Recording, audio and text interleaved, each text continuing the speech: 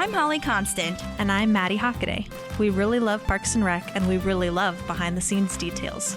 So we're researching everything from DVD extras like deleted scenes and commentaries, plus interviewing cast and crew who actually worked on the show. We also bring on guests and friends to geek out about everything parks. So join us, you tropical fish. This is literally the best Parks and Rec rewatch podcast. We're your park pals. There's a park and some pals, and there's also therapy too. All right, everyone, welcome back to Ron and Tammy's Part 2. Thanks so much for waiting for that. We left with so much to unpack that we already unpacked, but we have a lot more to go. So, yes. Okay, just a reminder. No, yeah, don't need a recap, but just a reminder that we left off with Leslie being at lunch with Ron and Tammy 1. Yes. And they are, Leslie's standing up to Tammy 1, which is beautiful, and Ron is a child. And exactly. Now we continue. Right. And that deleted scene of when Ron knows about her being a gold digger, and that the IRS is not real. Gold digger. Literal gold digger. You are literally a gold digger. Gold digger. Yeah. Okay. So good. So now we have moved on from that scene to where Chris is trying to do the PSA, and he's like fighting and punching to the camera like he's fighting diabetes. Okay. Dramatic. But also, this camera is so huge. Did you notice that? I don't know. It seemed big to me. Yeah, but I mean, it almost made me think, like, would a government have that high end of technology on hand for this kind of stuff, or did they go and rent it? Because it's pretty heavy duty. It's not just like I guess 2011. I'm trying to think what phone I had there. Yeah, you like definitely weren't using 3. your phone for video as much as we are now. Oh, yeah. No, now you can. Oh, my gosh. When I was videoing for the football team, there was a day it was so hot outside, my batteries fried. Oh my God. So they only lasted like 30 minutes at a time. So I had to use my phone for part of it. Wow. And the footage I got from my phone was actually relatively decent. It's pretty good. But yeah, I don't think we're in that time zone here in 2011. Right. Yeah, totally. It was just observing. I was like, this is okay. This camera. All right. I feel like last episode, Anne would have picked up the camera and like walked away. I don't know. I just feel like last episode Anne was a little bit more assertive about the whole penis thing and was like, I'm not taking this. And this episode, I don't feel like she's being as like assertive, and maybe it's because he's the boss or something, but I just kind of noticed that. Well, and tell me what you think about this, because I could be wrong. Mm-hmm. She's someone she has a personal relationship with. She doesn't have a personal relationship with Sewage Joe or with the other guys that were sending her dick pics, right? Yeah. So she was able to stand up and say, like, but she has to work on a daily basis with Chris and see him a lot because as life goes on, right, they're integrated in each other's lives. So I think about that, like, I would have a much easier time standing up to someone and saying that's not okay when I know I don't have to see him again. Right. Yeah, and you're right. Like, I do think she's probably still like 5% like leftover, like, feelings from the relationship. Yeah. So I get it. This line, fat equals splat, which means you're dead. It's so weird. Oh, Chris, you're crazy. It's a lot. Yeah. Yeah. All right. So now Leslie is talking to Tammy 2 to see if she can counteract Tammy 1, but Tammy 2 is like not messing with her because she threw acid on her foot at one point. Oh my. Which is, which I think shows you what's happening behind closed doors, maybe. Yes, absolutely. That we didn't need to know last time, right? That's exactly where my head went, where I was like, that last deleted scene in the last episode where she's screaming at Ron is like, again, we don't need to see it, but you can hear how it is in like the, in talking about it kind of vibe. Yeah. There is this deleted scene. She has her own go bag. Tammy 2 has her own go bag like Ron's. And because they really do think alike, I guess. But it also just shows like how prepared you need to be around Tammy 1. But I did record some of this. So stand by. What are you doing? I'm getting the hell out of here. And you should too. Good luck, losers. Why? Tammy 1 dominated our entire town. When she threw acid on my foot, I went to the hospital. She was the ER doctor. She refused to treat me. But, in the end, I guess you kind of got to admire that level of evil. If you see her, tell her we're headed east. So she's like running. Oh, that was... And doing a talking head. Yeah, she was running and the camera was following her.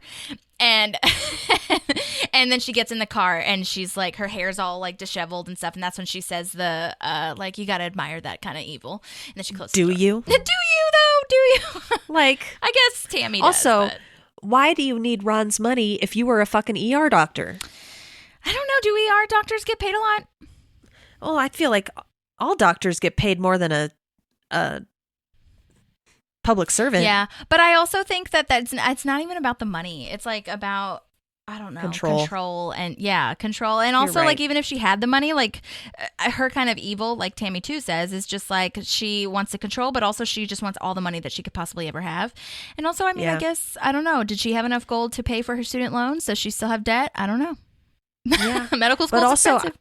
It's got to be malpractice to deny service. That's to somebody, totally. Like, oh my God. I'm just imagining okay. this small ass town that, like, like there's no regulation. It's just it's this Gilmore Girls. It's just, you literally know everyone. And and it's just like a little barn.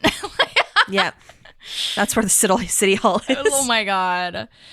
So anyway, Andy says that he has an idea, and everyone is like kind of judging him and saying, don't joke around. And this is a nice moment where he's like, I have ideas too. And it's a good one. Yes. It's a great idea.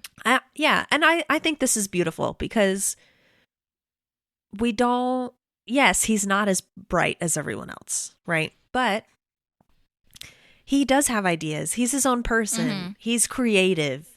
He's got these great qualities. So I love that he stands up for himself and he's like, listen, I also can have ideas. Yeah. Yeah. So screw you. Yeah. And it's like, I think it's kind of like in every character, like even with Michael Scott and stuff, where like you do have to have certain moments of him having a shining light. Otherwise it's just like pure like farcical, you know what I mean? Like like it's well, yeah, like how does he have this job and how does he how is he you've got to have some reasoning. Right, exactly. So but yeah. So this is when they go to their mom's house. Ron's mom's house. Yes. Tamara. I was going to ask you though, because I have a note before we even got to the Chris and Ann part where they were back at the hangar. Oh yeah. With the NBA players.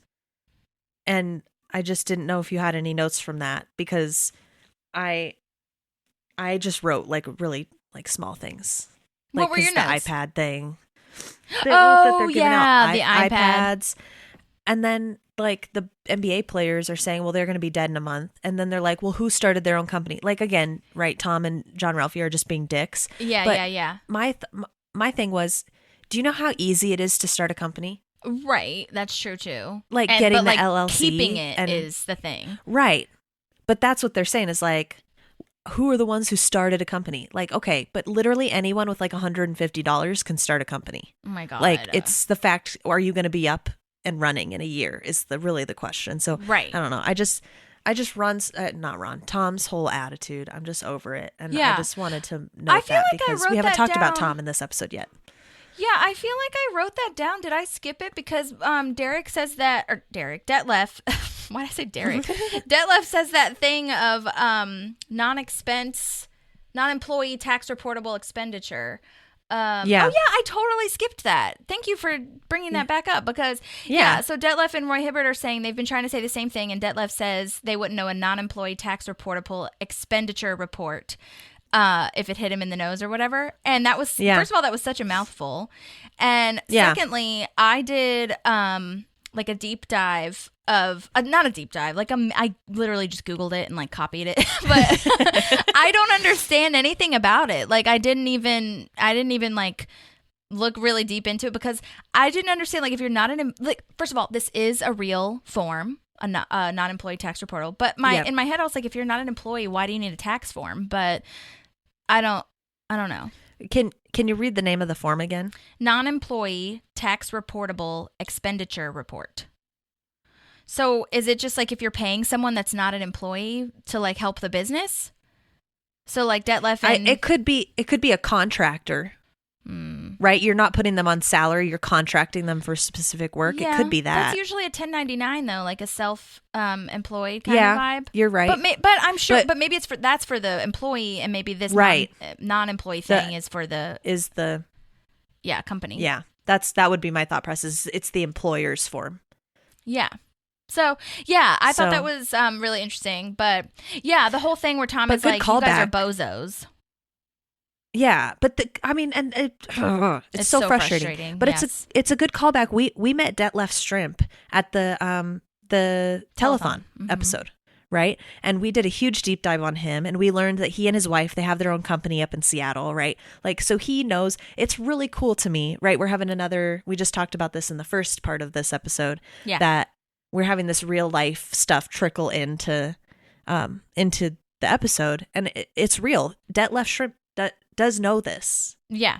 Like, he does have this information, and I think it's really, really frustrating to see Tom this way when, again, I'm saying, like I said in the part 1, is like we saw so much potential, and as an audience we were so excited for him. Know. And now you're just like, I hope you fucking burn, man.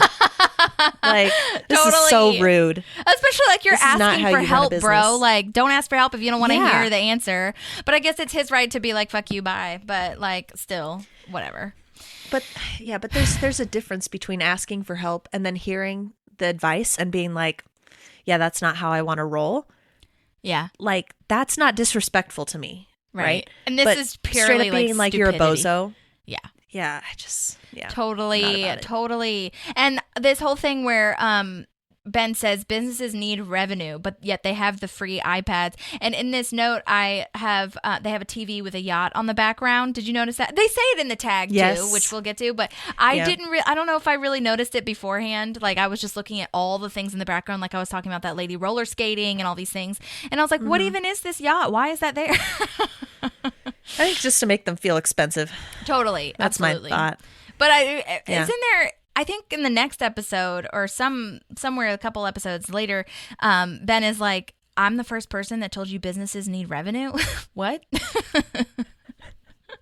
There's no way. So dumb. But yeah, okay, I'm glad we went back college? To that. Huh? Yeah. Do we know if Tom went to college? I don't know. I feel like he did. But great question. Yeah, my thought process being, though, is if you majored in business, there's no way you made it through 4 years of university not hearing some of this stuff. Right. Yeah, I definitely don't think he majored in business at all. No. But if he did, he probably, I don't know. That's a great question. I'm going to see if there's information about it online. I'm sure there's like a Parksopedia situation. Yeah. Okay. But we can continue, and I'll jump back in with it if we know. Yeah, I'm glad we went back to that. I think the reason I skipped it was because that deleted scene that I talked about, I played it too early, and then I was like, oh, we did that. So then I skipped all the other notes. But yes, great. Yeah. Non-expenditure. That was I would love to talk to Detlef and be like, how did you remember that line? Like, how was it? Yeah, like, how many takes did you have to do of that? Because that's such a mouthful. And he said it fast and like a throwaway. Okay. Anyway, okay, so they're going to Ron's mom's house, Tamara, and we see a picture of Ron when he was 5 years old standing next to his first chair. First of all, that chair looks so massive, like it's bigger than Ron himself, you know? Yeah. It's kind of wild, which I think is the point. But I did like a little moment on Paula Pell, because Paula Pell is who plays Tamara, a.k.a. Ron's mom, and we love Paula Pell so much. She is our queen, just like Emily Spivey, Tina Fey, Amy Poehler, all of this whole group, SNL group that we have. Yes. She is always working with Tina Fey and that whole golden circle of amazing women, and Amy, obviously. And she's always on their show. She was also in Wine Country, if you watch that on Netflix, which was Amy Poehler's directing debut. Plus, she was a really prolific writer. Oh, sorry, go ahead. What? I just said I really liked that movie. Oh, yeah. Mm-hmm. And she was a super prolific writer on SNL, which is amazing. And I don't know if anyone watches 30 Rock. I would assume that you have at least heard of it if you are a Parks and Rec fan. But she played Pete Hornberger's wife in 30 Rock. Plus, she was a producer also on 30 Rock. And I think she produced She might have produced some of Parks too. I can't remember. But either way, she is a producer. And now she's on that show Girls 5 Eva, which was originally on Peacock with Sarah Bareilles and Renee Elise Goldsberry from Hamilton and Busy Phillips. That Tina Fey is a producer on, created by Meredith Scardino. It moved from Peacock to Netflix, which Peacock, what the fuck, bro? Like, Peacock didn't want to pick it up for a second season, so Netflix, I'm glad Netflix took it. But that I think that comes out soonish, because I listened to Busy Phillips's podcast and she was talking about it. But did you know that they're doing a movie? Did we talk about this? They're doing a movie musical of Mean Girls. Yes. Mm-hmm. And Jenna Fisher's in it. I'm so excited. Yes, I saw that. Yeah, Jenna I'm Fisher's super in stoked. it. Busy Phillips is in it. There's so many. The cast is going to be wonderful. I think Tim Meadows is coming back. Yes, isn't he is. And he is. I think Tina Fey is also reprising her role. Oh, I hope so. That would be believe. so fun.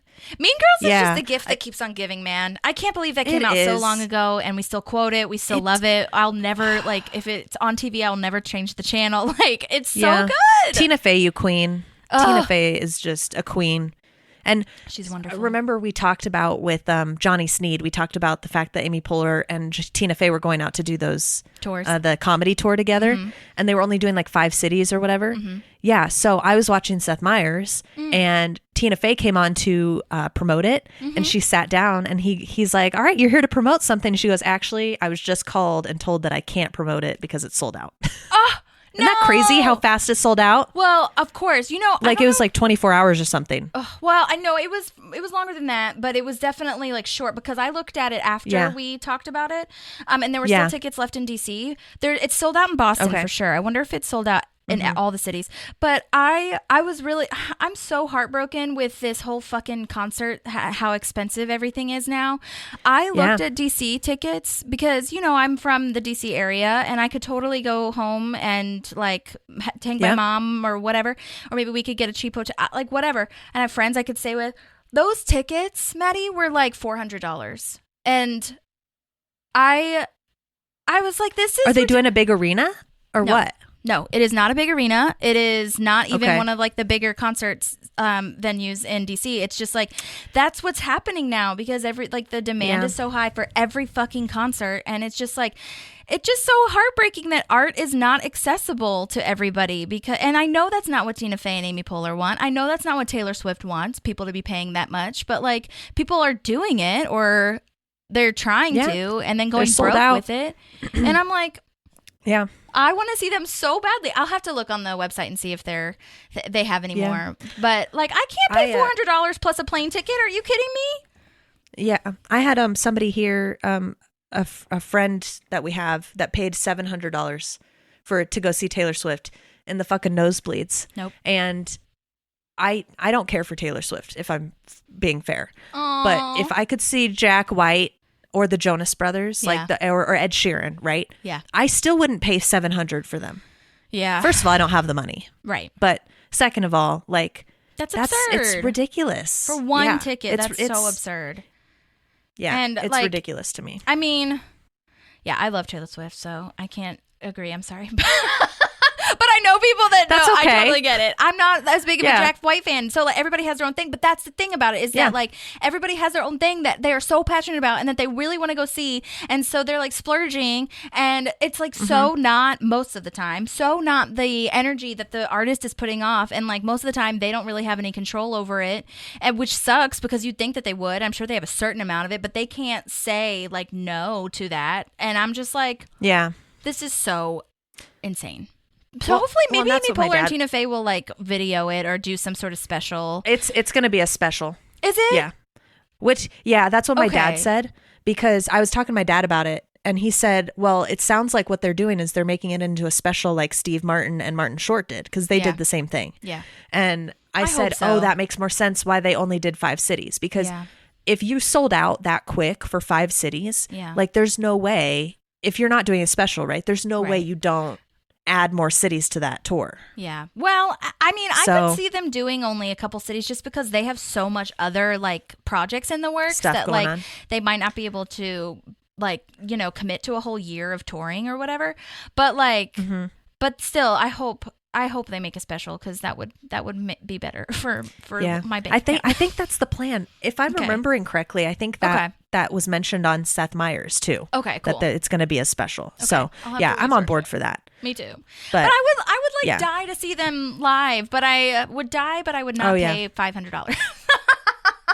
Yeah, maybe. Well, and that's what I'm saying, right? Like, I mean, there's people I would not pay a cent for, and there's people I would pay a couple hundred, but I'm not paying $700 for anybody. Wild? Yeah. And I also, this is the last thing I'll say, then we'll move on to Parks and Rec, and I'm sorry. But like, what's also wild is that Beyonce, I looked up Beyonce tickets and I was like, they're going to be a bajillion dollars. But let me just see. They were, for the one in Nashville in August, it was only $80 for the nosebleeds. And I was like, oh, that's fine. How did she do that? Yeah. It's because it's Beyonce? Did she have say in that? Like, what is the deal? I want to know the background. I think I want to do more research because my dad had very strong words for Taylor Swift, the fact that it was $700 because people should be able to, that's what he was saying too, is you have fans out there who aren't going to be able to afford that, and you're going to take away their opportunity to see you. Mm-hmm. So we were having this discussion about how much pull do the artists have, if any. And I said, well, they probably do. Honestly, as big as Taylor Swift is, she probably does have some pull there. But I told him, I said, also the venue probably is going to have a lot of say, right? Because they're going to have their own fees. And then additionally, you can't make as much money now off of your albums. No, never. That you could 20 years ago. Right. Right? It's very different now. Right. Like back then we bought CDs and we uploaded it to our iPods and stuff. And so it's different. And also I think Ticketmaster. Touring is really where people Ticketmaster make... is really shitty. And they are the ones that are getting the profit from it, a lot of it. It is the bane of Ivan's existence because we looked at going to a Cubs spring training game for the Cubs down in Phoenix. Yeah. It was like $39 per ticket, which is that's decent for a spring training game, $39. Let's go see the Cubs. We get to the end and it was $180 because of all the fucking fees. It's absurd. And that's one of the things that Taylor Swift spoke about, saying like the ticket, like she spoke with Ticketmaster and they said they could handle the thing. They said they can handle the amount, the massive shit and amount of people and they couldn't. And I was one of those people that was in the queue and then it like refreshed and said, oh, you have to get back in the queue. And then by the end, so like all of my friends were on a group message, like we're Swifties. I stand by it, whatever. But like people were. No, you do you. Yeah, we don't have to like the same music. Yeah, whatever. We were in a group message, and a couple people were like, okay, I got through. I kind of got through. Whatever. Everybody was doing this. Like everybody was doing this, and I tried to get tickets for Kansas City because Brooklyn lives like 4-ish to 3-ish hours from there. And I was like, we could take a Kansas City trip. Who fucking cares? I heard it's a great place, whatever.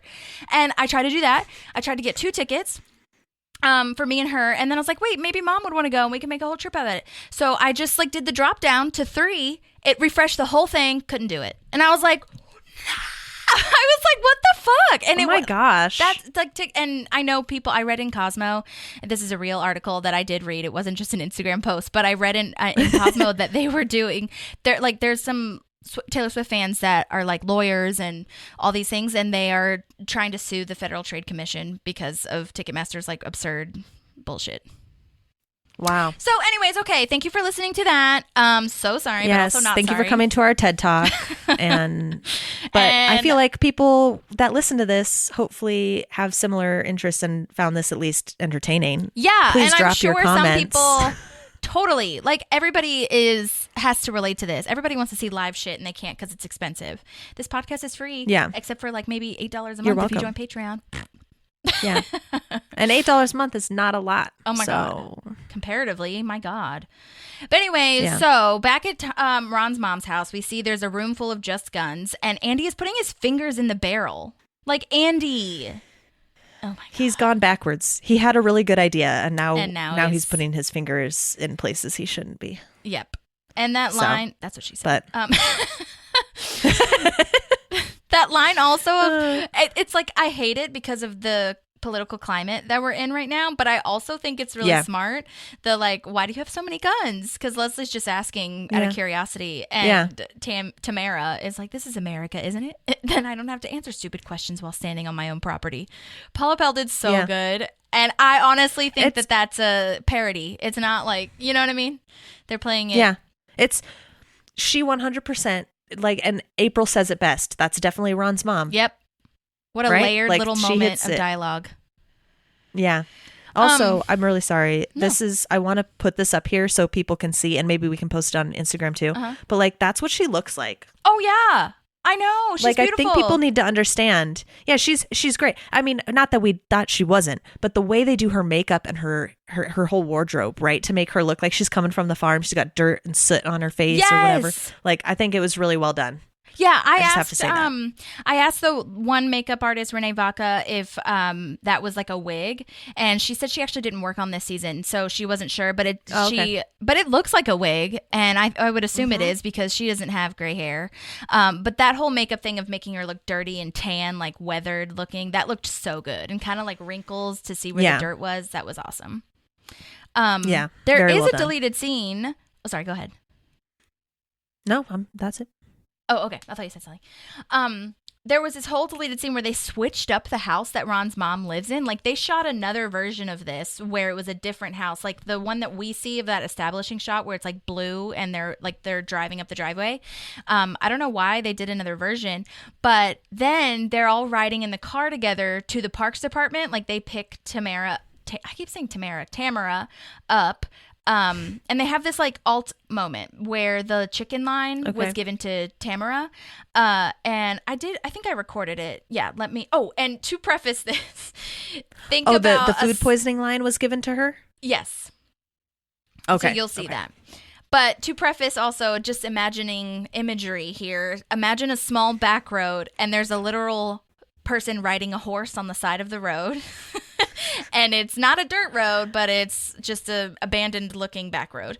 So imagine that while you're listening to this. There's a lot of goats coming up. Don't hit a goat. Okay. Hey, Tammy, one's blonde. I thought Ron only liked dark-haired women. You know, sometimes when you eat chicken and you get food poisoning and even the sight of chicken makes you sick. Tammy 1 is Ron's blonde chicken. Ron's blonde chicken, greatest band name ever. I called it. Tammy, have you ever been to Pawnee? Nope, I don't like big cities. I think Pawnee will change your mind. It's really charming and beautiful. Well, charm is deceptive and beauty is fleeting. Good point. Why do we live in Pawnee? Because we love it. I thought that was so fascinating for them to like spend time so together. Yeah, so well delivered. But I mean, she had to get there somehow, right? Absolutely. So getting that little like window into what that car ride was like, that was cool. Yeah, and I liked her having the line. Obviously, it's Ron's line to give, I guess, but I liked the way she did it a lot. Well, yeah. Well, I liked this too. You get a little bit more of her character and the delivery is just so well done. A lot of goats coming up. Don't hit a goat. Yep, don't hit a goat. I loved that.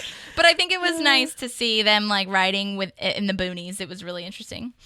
Yeah. Okay, now I'm back at the Parks Department if you are. Yes. Okay. So now this is where we're at Operation Soaring Falcon. That's the name now. It was Dove. Now it's Falcon. I love that there's no mention of changing these names, by the way. She just does it. Yeah. Well, and I think this is the first time I've noticed. Like, I've noticed the Soaring Falcon one, but this is the first time I put together that there were other ones. Yes, totally. Yeah. So they're like little Easter eggs in there. Totally. So now this is the real Battle Royale. If you'll remember from part 1, our cold open was doing the Battle Royale in the Parks Department. Now this is our Battle Royale where Tammy versus Leslie and April at one point. Because Ron's mom said... Ron. Yeah, and Ron. Yep. Ron's mom says if she wins, she's taking Ronald back to the farm for good. And that was not the plan. So then Leslie decides to join in an old-fashioned prairie drink-off, which I actually love that. I feel like that is a great title of something. Yeah. Yeah, I think, it's great. I wonder why they didn't name this episode Battle Royale. I know. That's a great question. I think it's because they were trying, well, I don't know their life, but I feel like they might have been trying to like keep in tone with it was Ron and Tammy, like part 2 or whatever. Now it's Ron and Tammys, you know? Right. But Yeah. it should have been I Battle mean, Royale. it makes sense to me, but I was like, now we're bringing up the Battle Royale again. It's like, this almost could have been the name of the episode. It could have been like a song name where you have Ron and Tammy's and then in parentheses Battle Royale. Right? Yeah. All right, so now they're talking about the Swanson family mash liquor, which I did ask Norm. He hasn't messaged me back yet, but I know it's probably water. I know that in my head, but I really need them to clarify that it's water and not something else that they did. Yeah, yeah, it's clear enough to be water for sure. Yeah. It's only legal. I love the jug. Oh, go ahead. Too. Oh, yeah, that jug is fun. I like it. It's so, so I would decorate my house with that and jug. Very prairie farm rustic, what everybody is going for nowadays with their interior decorating and stuff. Yes, absolutely. Its only legal use is to strip varnish off speedboats. Who even thinks of that? Like, who? Norm did. I want to know if Norm wrote that line. Oh my God, so wild. Yeah, that's good. So now Leslie joins in again, and Ron is like, "Don't do it. We use it to burn warts off the mules." All the things, are describing this mash liquor is gnarly. It's really bad that April can smell it. Yes, from where she's sitting. Oh my God, it's so powerful. Plus, that's a lot of fucking liquor. Like, that's a lot. It's full. That jug is full. Okay. So that would last for a very long time. Also, I don't know if this is another thing I have to take a picture of because every single person's face is different for each character that they're playing. Like, I cannot reiterate enough. Like, Tammy, too, has this eye twitch thing. Like, when she's drinking, Tamara, Ron's mom, has her mouth, like, wide open. She's, like, almost in a trance, kind of. And Leslie is just freaking out in her Leslie way of, like, saying gibberish, which we'll get to in a moment. So now I'm at where Anne's talking to the delivery guy, if you are. Yes, I do have to say, I quote poison all the time. Yes! Poison. Yeah. We handmade a shot for St. Patrick's Day last week for the restaurant. Nice. And so we were testing all these different recipes. And I definitely quoted that at least twice, where it was just like, that was so disgusting. What was it? We ended up mixing Jameson and tequila. Apple liqueur, and lime juice. Oh. And it sounds like Jameson and tequila would be disgusting, but it actually was very good when we got the right ratios. Yeah. And it fucks you up real good. Yeah. Like a Long Island That's iced what tea. I learned. Yeah, man. Oh. Yep. Yeah. Yeah. But yeah, it was pretty good. But yes, I use poison all the time. I love that. And I also love I made a mistake. Yes, totally. Anyway, yes, now I'm at the delivery guy, which I love him. I do too. And fun fact, he sent us voice memos. Yay. I'm Thank so you, excited. Sir. Okay, so he's played by Danny Vasquez, and he's been in You, 911, Lone Star, which crossover because Rob Lowe is in that. Yep, Rob Lowe. The Rookie. He was also in Ant-Man, which I have not seen, sorry, but he's in that. Oh. But to preface, so this delivery guy comes in, he's talking to Anne, and it's really funny because he's just so open and mature talking to Anne as if they are like in a therapy session almost. And I love, you'll hear this in the voice memo, I told him that I love that his shirt says WPS instead of UPS. Yep. So clever. And I love that Anne like calls him by his first name because they're on like a first name basis. It's just like, maybe you're right, John. It makes you think, how long has he been there? Right. Like, totally. And second of all, why has Chris not noticed that Anne's not in there? Yes. Like, there's just so many things. And I love that they've taken this time to like, he's like listening to her, giving her validation. I love this line of, it makes sense that sometimes we just date people based on where we are in our lives emotionally. Like, totally. That's so deep. Like, coming from, I love it. This is another stigma thing, like we talked about with Brandy Max, is like people think people who are like delivery drivers or like male people, right? They're not smart enough to have other jobs. That's why they do that. No, not necessarily the case, right? Never. Like, he's this very put together person, and this just happens to be his job. Yeah. Like, your job doesn't have to say 100% about you all the time. Yes. So I really like this. I almost wish they had them go on a date in the next episode. I know. That would have been so cool or so cute. Yeah. Or maybe like I'm imagining that like in an alt or something, they went on a date and came back and Chris was still doing this. That would have been awesome. Do you want to go get coffee? Sure. Yes. But I agree with you as far as like, it probably does seem like they would have been there for like 20 minutes or more, Yeah. That's amazing. Yeah. All right. Well, let me play his voice memo. Thank you so much, Danny. Okay. Hello, Holly. This is Danny Vasquez. Thank you very much for having me on Parks Park Pals podcast. I really appreciate the invite. So let's go ahead and get started. So if question number 1, how did you get your job on Parks and Rec? Well, I got the job because I have an amazing agent. Her name is Julie Smith with Smith and Hervey Grimes. Been with her for many years, and that was about 2 weeks after I signed with her, and she got me my second audition. I'm sorry, my second television job. I was very excited, and the audition was great. It was cast by Dorian Frankel. Fantastic casting director, very kind, very great with actors. So that's how I got that. Number 2, how was your day on set working with Rashida? And you love that they had WPS instead of UPS for my delivery guy shirt. Rashida was amazing, super kind. Just an all-around amazing person.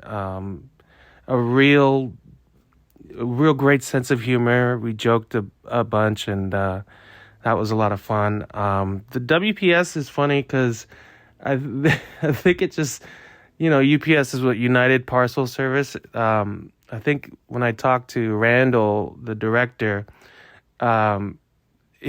we just made a joke about it, and I think he said something like it's worldwide parcel service. So that was kind of funny. I did get to meet other members of the crew and work with them. Rob Lowe was in that scene as well. But it was great because on the day, I don't like hanging out in my trailer when I'm on set. So I was watching a lot of the stuff that they were doing. It's shot over at the CBS Radford Studios.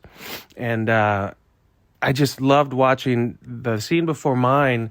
It was Amy Poehler and Rob Lowe, and watching those two legends, iconic comedic legends, was just incredible because they just ad-libbed so much. And it was like watching a masterclass. And everybody was kind. Everybody was great. Everybody was having so much fun. There was so much fun on that set. You could tell everybody had this great chemistry. It was incredible. And Rob Lowe was great. He actually improvised quite a bit. He wasn't supposed to even acknowledge me, but he put a little button at the end of it where I think he was like, "Hey, delivery guy," and he did so many different versions. His comedic mind is incredible. And let's see, number 3.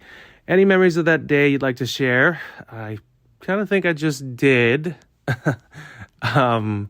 You kind of know my fond memories of that there in the last question. And anything we can promote for you at the moment? Right now, I just finished doing a few episodes of a TV show called All Rise.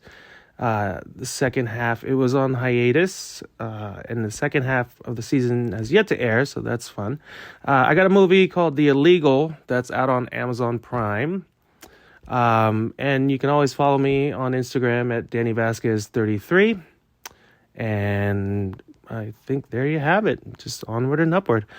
Thank you again, Holly, for your time. I hope this helps and provides a little bit of insight on how amazing it is to work on a set like that. So thank you. Yay, that was so nice. Awesome. Yeah, I'm trying to think what scene Leslie and Chris were in together in this episode, because he said he saw an episode. Was there a deleted scene with them? No, I think he might have just meant he was watching scenes like in between his takes. You know what I mean? Yeah. Or at least there weren't any deleted scenes that I noticed of them working on it together. But I think he just meant like he wasn't always spending time in his trailer or whatever. He was just like watching what they were filming. Okay. But I love that. Makes more sense. Yeah, and I love that like improvised line that Rob Lowe had. That's fun. Yeah, and that he, if that means his response was improvised, which was perfect. He just says hi. Oh. Like it's I think when you're with Rob Lowe and he throws out a improv line, you could have fucked that up. You could have said too much. You could have not said anything, and it was just the perfect way for that character to respond. Yeah, totally. So it was good. Yeah, and I love that both of our people that sent in voice memos for this episode really thanked their agents and managers. That's always nice to hear. Yeah, that they it's like beautiful. them, Yeah, their little relationships. That's always nice. But yeah, that was so fun. I'm so glad, and I'll tag everything on the Instagram, and then in the show notes, I'll post the episodes or the shows that he mentioned and the movies that he mentioned. My mom watches All Rise, but I haven't watched a full episode, but it looks cool. I think Lindsay Mendez is in it, who is a huge Broadway star, and I love her. So yeah, I'll have to check it out. But thank you, Danny, for sending those in. That's awesome. I assume that it's a lawyer show. Yeah, it's a court show. Okay. Cool. Yeah. Nice. I like the name. Me too. Definitely know what it's about. Yeah. All right, so now Chris is saying that he has a stain on his shirt, so everything is unusable. Oh my God, Chris, just like, shut up. We're not going to do all of this again. That's so dumb. Yeah. Oh my God. I'd see that would be where where Danny could just be like, do you want to go out and like get out of here? Yeah. But perfect. That would have been perfect timing for that. Oh, so good. Danny, we want you to come back, please. All right. Yeah. Now we're back. And Leslie is so wasted. Everyone else is fine. I love this montage of her being drunk. And also when she says, go to bed, Jimmy, to Ron. It's so funny. She can't feel her face. She's taking off her jacket. I remember, though, it was either the first time I watched this or like the first couple times I had watched it when she holds up that little doll thing. And it's like, what is that? I laughed so hard. Holy crap. It's like all caps, so funny. I like, how did she do that? But like, also seriously, what is that? Yeah. Also, why do you that have thing? that? And gross. Yeah. I'm pretty positive she improvised most of that. I'm gonna say that was a polar extravaganza moment. Oh, I bet anything. Yeah. I'm sure they did like those throwout lines where they like gave suggestions, but totally. But she probably did, yeah. And the fact that she's most likely, well, probably has to be sober for all of that. Oh, and yeah. She's acting very drunk. 100%. She does a great job. So good. Yeah. I feel like it's hard to act drunk. It is hard. I think it is hard. Yeah. Because you you have to pretend that you're not, essentially. Because like all drunk people do is try to pretend that they're not.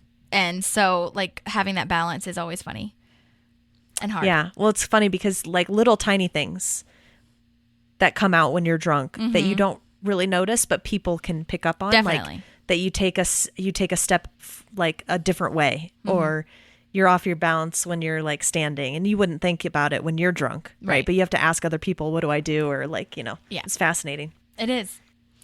Okay, now I'm back where Chris and Anne are, and Chris says they got what they need finally, and he becomes all charming and stuff, and like has this whole little moment of like complimenting her, saying she's a great person and you're extraordinary and all those things. That talking head that Rashida gives, all of her talking heads in this one are so good. She's just, that is so awesome. Like, oh, that's why I dated him. Yeah. I get it. He's so annoying though. 7 hours, like you were talking about in the last episode. She couldn't do her job for the rest of the day or like anything she wanted to do. Like, it's so selfish. And I know he thinks he's doing a good thing, but oh my God.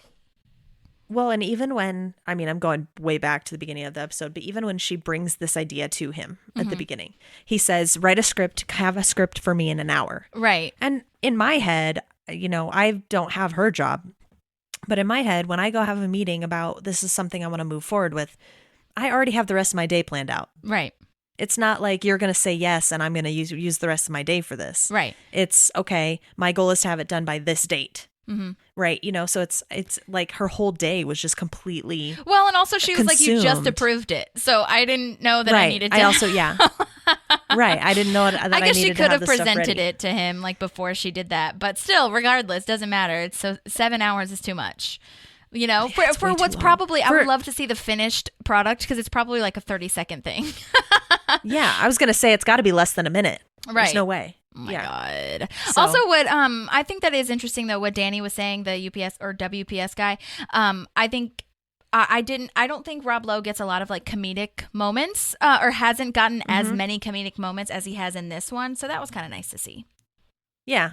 Yeah. Even though he is like being kind of a jerk in his Chris way that he doesn't know he's being a jerk. In his Chris, non-malicious Chris way. Yeah. So now we're back at where Tom is finally saying that Ben was right and gives him an iPad as a thank you, which was sweet. But I love that Ben is mad. Like, you have to stop giving these away like they're candy. And he's like, I bought that. Yeah. Like from my own personal, which is like nice, but also you don't have that money. Right. Yeah.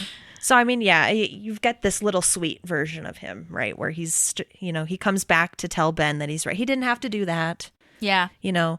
I'm not excusing any of his behavior, but it is nice that he comes back. He says he's got 5 accountants that he's cross-referenced with. Yep. And I love that Ben's like, well, the first thing is you need to get rid of 4 of those accountants. You don't need 5 accountants. Oh my God. So dumb. Yeah. So now we're back where Leslie is back on the drinking moment, and she's it's funny. Okay, so she's saying, everybody pants now, pants now, pants. The subtitles say prance, and I was like, that's not what she's saying, and I'm not gonna believe I didn't catch that. I know she does not sound like she's saying prance. And so I'm gonna say she's saying pants, but it's so interesting. And then by this point, you would think, okay, Ron, step up, step in here, do something. Man. But Ron tries to stick up for her, but then he doesn't take action. He just tries to say something. But then Tammy and Tammy are like, no, she's done. Like, bye. And she's out. Yeah. And then April tries to do it. And she's like, I'm Puerto Rican, I can handle it. And she can't even swallow it. Why does she hold it in her mouth so long? I guess I don't know. Maybe it's like making that's what her she sick said, but something. also, ew. Yeah. but that's the thing. Like when I take a shot, especially vodka. Vodka's I can't. Yeah. I can't do it. Yeah. I fucking hate vodka. It's gross. Bad experience. Yep. If I shoot it, it's going straight down my throat. I know. I'm not holding that shit She's in my thinking mouth. too but much. she holds it, and then spits it out. I'm like, you didn't need to. I mean, that could have just gone down the hatch. I was really surprised, and I'm very impressed with Leslie because Tammy and Tammy have drank this shit before. They have a tolerance, probably. Yeah. They know what the fuck they're doing. But Leslie swallows and keeps going. That's the thing. It's damn. That's how much she cares, and it's so how much she wants to save the situation, and it's so wild to me. But anyway, so April can't handle it. She spits it out, holds it in her mouth, then spits it out, and finally, and I wrote this in my notes, Ron womans up, not man's up, womans up, and takes over, and is like, okay, do this, because I don't know. In my head, I was like. And again, I know he is going through his own psychological bullshit, but I was like, Ron, you basically are watching your employees / Leslie kill herself to save you. It took you long enough, sir. Oh my God. Yeah.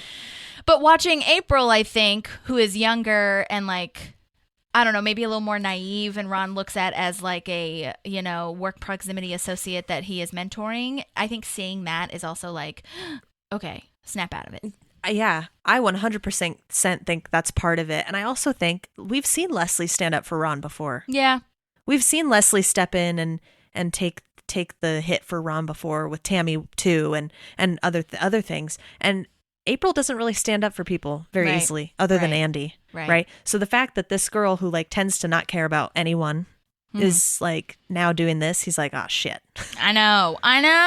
Yeah. And then Ron takes the jug and drinks the entire thing.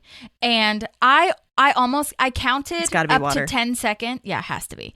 I counted up to 10 seconds, but that's all. But it's more than that. It's more than 10 seconds.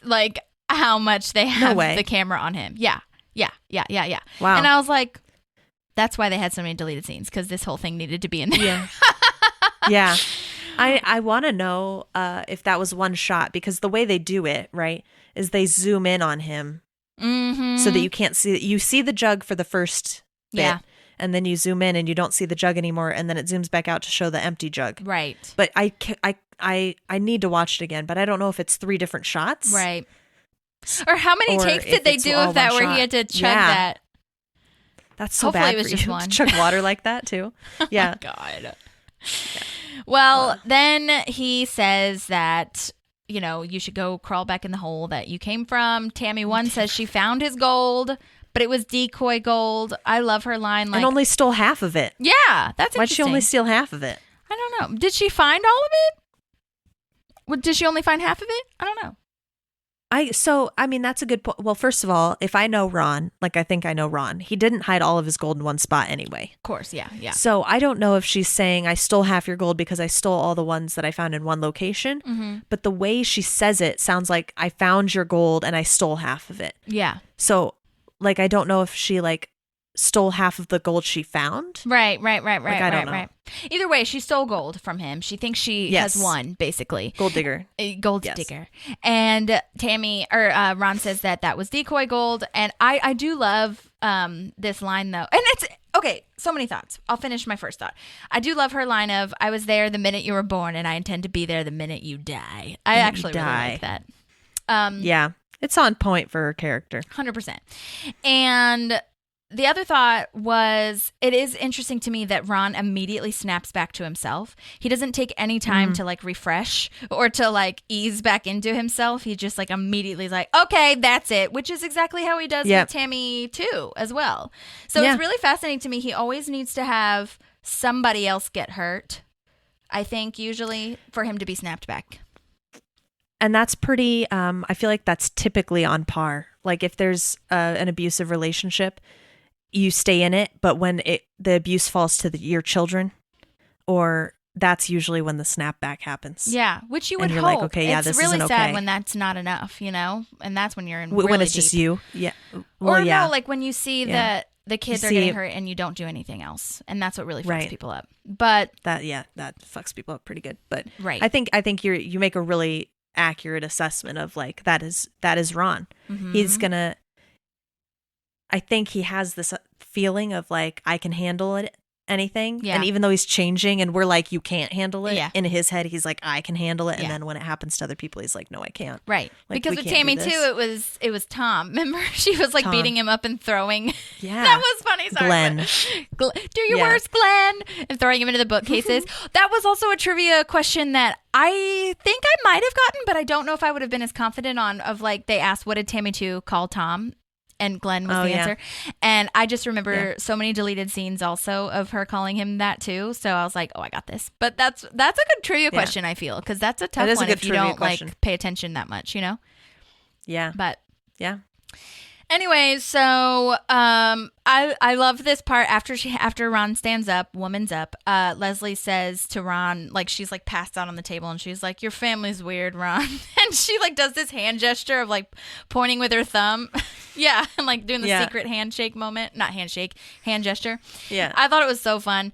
And I have to do a shout out to Paula Pell. I think she did so well, and I love her face work. I feel like the smirk on her face is there the entire time, like this frown the entire time, apart from when she's like dropping her jaw, when she's like slack jawed from drinking the liquor. But it was so good. Yeah. Okay. So good. Is there anything else you have, or any other notes that I might have missed before we get to the tag? No. Okay. That's it. Well, this tag is just pointing out all the crazy things that are in Entertainment 720. And I do wonder if any of this was improvised, but I don't think it was. I feel like they probably had to get all these set things, or set decorating things, and so they just or they wrote it in first and then had to get the set decorating thing. Did you notice behind Ben, there are these like huge, tall, life-size, like looking cone-looking things, and they're like rainbow-looking? They look cones of Dunshire, like the cones of Dunshire. I don't think it was an Easter egg at all. I just think that that's what it looked like. But I'll have to show you the picture of when I see it. But it just really reminded me of that, and I think it might have been, maybe it was a manifestation, but it wasn't planned. Right. But that's so cool. I know, and that's when he brings up the yacht. He brings up someone painting their nails, and someone's in a deep sleep, probably getting paid upwards of $100,000. $100,000. Oh my god, stupid. And the chair that was so expensive. Oh yeah, he's like, what do you do with $27,000? Oh my god. Yeah, why even is it that much money? That's so ridiculous to me. So insane. So yeah, I like that we have these tags that are like, we know it's not happening now chronologically. It happened earlier, and they're just giving us bonus footage. Totally. Almost. I like those. Yeah, I do too. I do too. And I don't know if that, like, I feel like they could have even kept some of the deleted scenes and, like, not had that as a tag, but none of those deleted scenes were a tag. You know, it made sense the way that they did it. Yeah. Have you watched The Office Superfan episodes yet? Yeah, I don't think we've done season 6, but everything up to season 6. I haven't watched like any of them. Well, actually, I've watched like a couple, and Sean sent me a few because he thought they were funny, and I was like, they really are like a whole new show. It's crazy. It is. Yeah, and you're really excited because you're like, where is there going to be a new scene? Right, exactly. Because I've watched this 5 million times. 100%. So, yeah. But anyway, well, that was Ron and Tammy's part 2. We are now done with the Ron and Tammy's. I don't think Tammy 1 comes back ever, so good riddance. Nope. Yep. I kind of Which is what I was saying at the beginning. Right. It like dies. Like this, they had this huge buildup from the finale of season 3, and then it just dies. Yep.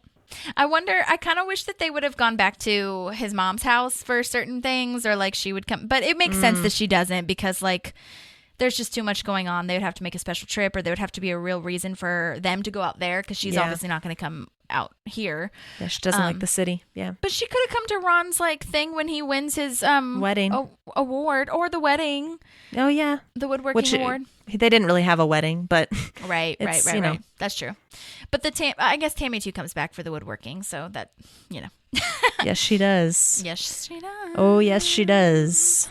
All right, everyone. Well, if you haven't rated or reviewed yet, please do that. Scroll down, click write a review. Just like 1 sentence will do, or 5 stars will do. I will take it. Don't forget we have a Patreon, Instagram, all the things. You can follow us. Make sure that you follow us for our Instagram stories, because we do a lot of polls. I have taken a poll. This will have been like 2 weeks ago by now, but I took a poll to see like who watched seasons 1 through 3 of Parks like live on air, and right now, well, the last time I looked at it was 50-50, so that's really interesting. I'll have to look that is interesting into it and see. I mean, that was only like 3 people 4 people voted, I think, so it was like 2 and 2. So like that's not a ton of like data, but still right. I would not have even imagined one person would watch. Yeah. So yeah, and then let us know if you have any trivia questions or trivia moments, or tag us in your trivia times, because it's so fun, and I highly recommend going to trivia for any TV show, really, but especially for Parks. Yes, Love absolutely, do it. And just a reminder that May will be a break from the podcast. It was mentioned in part 1, but just wanted a reminder. Yes. And yeah, we just hope you enjoy. And if you have any questions or want to say anything, just let us know. But for now, thanks for listening, and we will talk to you soon. Have a great rest of your day. Hang in there and have fun. You got this. Okay, bye. Bye. There's a park and some pals, and there's also therapy too.